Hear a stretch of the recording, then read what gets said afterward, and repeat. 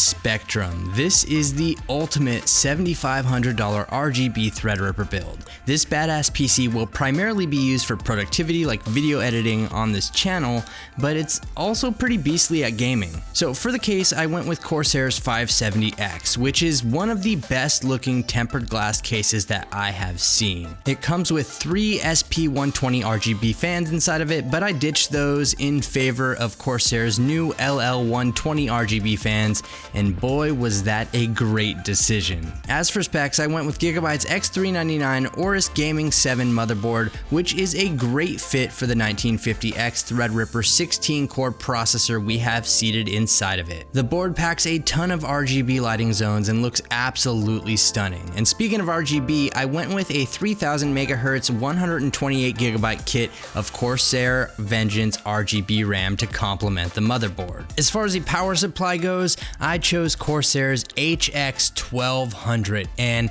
let me tell you, I'm gonna need all of that power. As for storage, thanks to the Gaming 7's 3 M.2 slots, I was able to throw in dual 480GB KC1000 NVMe SSDs from Kingston and a single 1TB Samsung 960 EVO. So basically this leaves me with no traditional drives whatsoever inside of this build, which not only help with cable management, but damn is this storage fast. Now to assist me with that cable management, I'm using Corsair's premium Psu Cable Kit.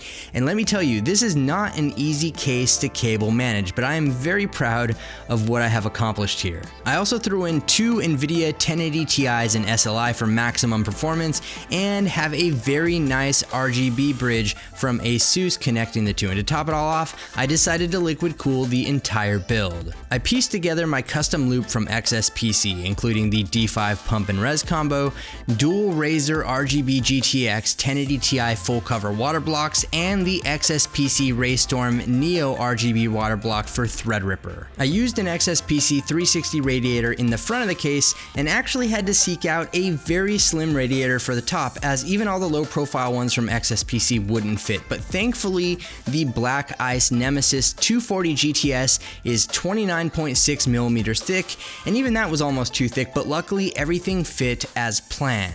I also went with PrimoChill's True Infused Coolant in clear because, well, with all of this RGB happening, the colors from the lighting really make the clear fluid look awesome. I even decided to go all out and throw in Corsair's Lighting Node Pro into the mix and add a couple of RGB strips at the bottom of the case, which just gives the whole thing a very nice glow. Now inside of the case, I'm using CableMod's RGB Fusion compatible hybrid strips, which work perfectly with the motherboard, and thankfully I was able to figure out how to attach everything to the LED headers and make all of this RGB work seamless with Gigabyte software, and it's really a work of art in my opinion. So let's talk about performance. Like I said, I'm primarily using this for production, but this is an absolute monster in the gaming department as well. I overclocked the CPU to 4 GHz with the voltage set at 1.35, and as far as benchmarks go, 3DMark's Firestrike benchmark threw out a score of 25,668, and I got a pretty beefy Cinebench score of 3,359.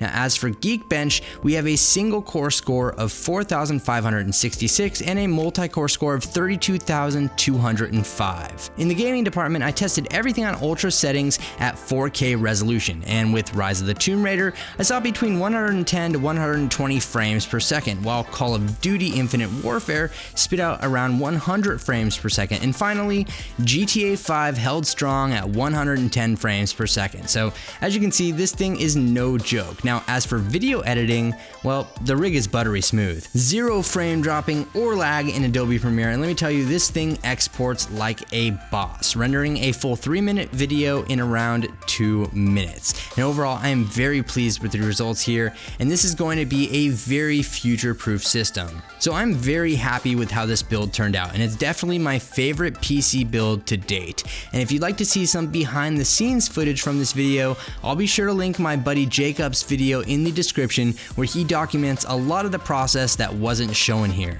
I'll definitely be using this PC for a while, and I'm looking forward to stressing it more in the near future. But let me know what you think about Spectrum in the comment section below. Is this overkill? Well, probably, but this is the computer that I'll be using for my business here on YouTube, so I think it's well worth the price for this kind of performance. And be sure to leave this video a thumbs up if you enjoyed it. Also, subscribe for more epic PC builds like this in the future.